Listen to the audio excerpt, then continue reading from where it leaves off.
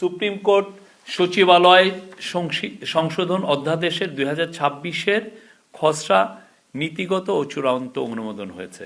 তার মধ্যে data protection অ্যাক্টের মূল যেই ইস্যু ছিল, যে আপনি জানেন যে বাংলাদেশে বা এখন এই বাংলাদেশের কোটি কোটি মানুষ ফেসবুক ব্যবহার করেন, গুগল ব্যবহার করেন, তো তাদের সাথে কিছু এই যারা মেটা, অ্যালফাবেট, এদের সাথে কিছু কিছু বিষয় নিয়ে তারা এই ডাটা প্রোটেকশন লয়ের কিছু কিছু বিষয় নিয়ে তারা তাদের কনসার্ন রেজ করেছিল। তাদের কনসার্নকে অ্যাড্রেস করার জন্য দুটো জিনিস করা হয়েছে। একটা হচ্ছে যে ডাটা লোকালাইজেশনের আগে ছিল যে ডাটাটা সত্যিকার অর্থে বাংলাদেশেই এটা রাখার কথা ছিল, তো সেই জায়গাটায় চেঞ্জ এসে যে ডাটা লোকালাইজেশন যে জিনিসটা ছিল সেটা উঠিয়ে নেওয়া হয়েছে।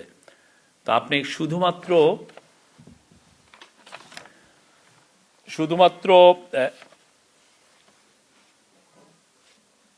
আগে সকল ডেটার একটি সিঙ্ক্রোনাস লোকাল ব্যাকআপ রাখতে বলা হয়েছিল। এখন শুধুমাত্র ক্রিটিক্যাল ইনফরমেশন ইনফ্রাস্ট্রাকচারের ক্ষেত্রে সীমাবদ্ধ করা হয়েছে। এইটা মানে এই জায়গাটায় শুধুমাত্র আপনি বাংলাদেশে আপনার একটা এটা রাখার বিধান রাখা হয়েছে, এটার একটা কপি, রিয়েল টাইম কপি এটা রাখার একটা বিধান করা হয়েছে। আর পার্সোনাল ডাটার ক্ষেত্রেও কিছু রেস্ট্রিকশন আছে। আর আগে কোম্পানি কর্তৃক অপরাধ সংগঠনের ক্ষেত্রে কারাদণ্ডের বিধান ছিল, সেটা উঠিয়ে নেওয়া হয়েছে। এটা এখন অর্থদণ্ডের বিধান শুধুমাত্র থাকবে।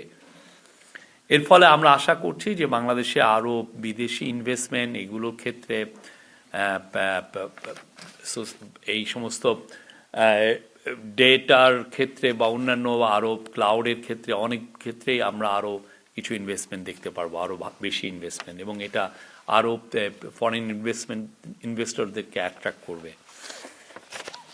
আজকে শিল্পকলা একাডেমির ক্ষেত্রে যেটা হয়েছে সেটা হচ্ছে যে আমি আগে শিল্পকলা একাডেমির ডিপার্টমেন্টের সংখ্যা কম ছিল, এখন এটা বাড়ানো হয়েছে। এখন 9টা ডিপার্টমেন্ট থাকবে। সেখানে কিছু কিছু ক্ষেত্রে নতুন বিধান এসছে। আমি একটু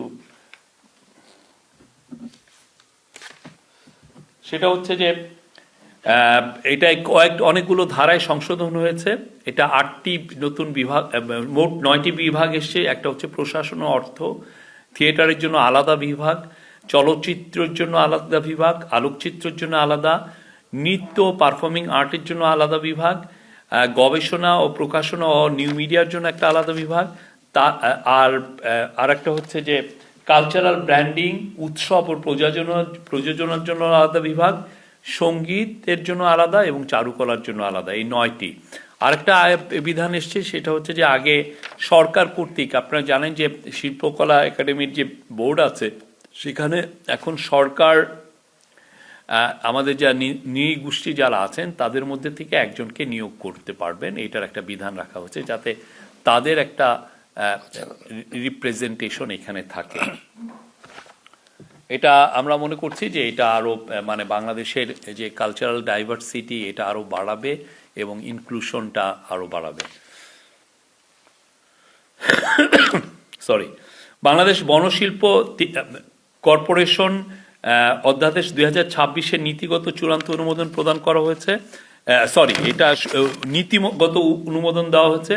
আগে যেটা ছিল সেটা সেই 1959 সালের একটা ল, সেটার খুবই যেটা ছিল যে এক্সট্রাকটিভ, মানে আপনি আমাদের যে বনশিল্প যে বনজ যেগুলো সম্পদ ছিল সেগুলোকে কিভাবে এক্সট্রাকশন করে আপনি আরও এটা থেকে আয় বৃদ্ধি করা যায়, সরকারের এই চিন্তাটা ছিল আগে পাকিস্তানি আমলে বা তারও পরবর্তীতে। এখন এখান থেকে সরে এসছে, আপনি এটা তো করা হবেই, আমরা অবশ্যই বনজ সম্পদের সর্বোচ্চ ব্যবহার করব, বাট এটা যাতে পরিবেশকে রক্ষা করে, পরিবেশের ডাইভার্সিটির জন্য আমরা কোনোভাবেই কোনো কম্প্রোমাইজ না করি, কোনো অ্যাগ্রেসিভ প্রজাতির লাগিয়ে যেন এটা না করা হয়। এই বিষয়ে আজকের এই লটা খুবই ইম্পর্টেন্ট ছিল। এটার আজকে নীতিগত অনুমোদন হয়েছে।